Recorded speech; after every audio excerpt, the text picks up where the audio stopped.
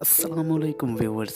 New Zealand के शहर Christ church में गुज़िश्ता रोज़ एक सफ़ेद फार्म दहशतगर्द ने नमाज जुमा के वक्त दो मसाजिद में सर बसजदा मुसलमानों पर अंधाधुंध गोलियां बरसा दीं, जिससे 49 अफराद शहीद हुए।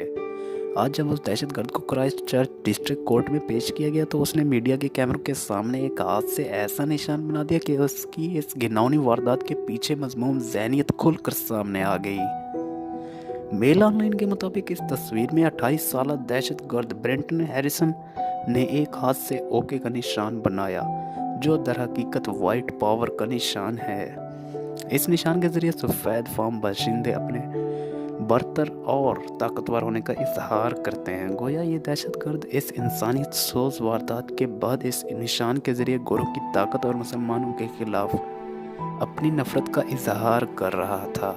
रिपोर्ट के मुताबिक जब एक शीशे के बैरियर के पीछे खड़ा ब्रेंटन हैरिसन ये निशान बना रहा था तो उसके चेहरे पर एक खफीफ मुस्कुराहट भी थी।